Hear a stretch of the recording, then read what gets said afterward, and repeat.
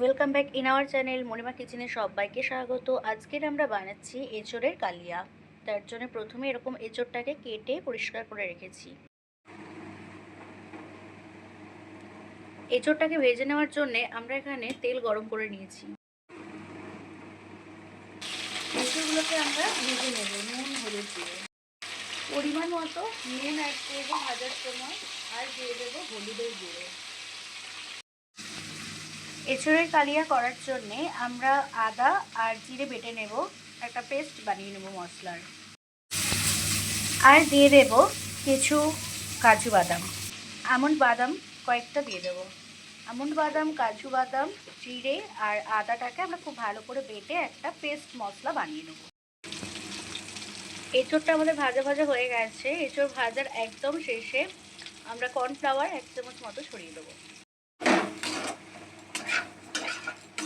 ঠিক এরকমভাবে নাড়াচাড়া করে নিতে হবে। এরকমভাবে ভাজা হয়ে গেছে এঁচোড়টা, এবারে আমরা তুলে নেব।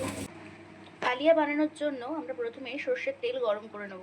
কিছু গোটা গরম মশলা দিয়ে দেবো ফোড়নে। বেটে রাখা মশলাটা অ্যাড করব।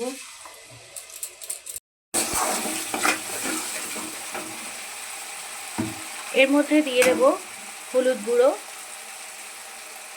আর দিয়ে দেবো শুকনো লঙ্কা গুঁড়ো, টমেটো কুচি অ্যাড করব, পরিমাণ মতো নুন দিয়ে দেব। এরপরে দিয়ে দেব স্বাদ অনুযায়ী চিনি। প্রত্যেকটা ইনগ্রেডিয়েন্ট খুব ভালো করে কষিয়ে নেব। জল ঝরিয়ে রাখা টক দই এখানে অ্যাড করব 2 চামচ মতো। ভেজে রাখা এঁচোড়গুলোকে মিশিয়ে নেব মশলার মধ্যে।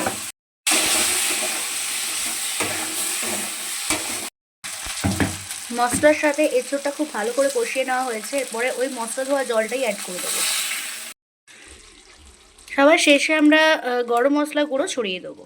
রেসিপিটা আমাদের কমপ্লিট হয়ে গেছে। রেসিপিটা যদি ভালো লেগে থাকে তো অবশ্যই লাইক, কমেন্ট, শেয়ার, সাবস্ক্রাইব করবেন। ধন্যবাদ।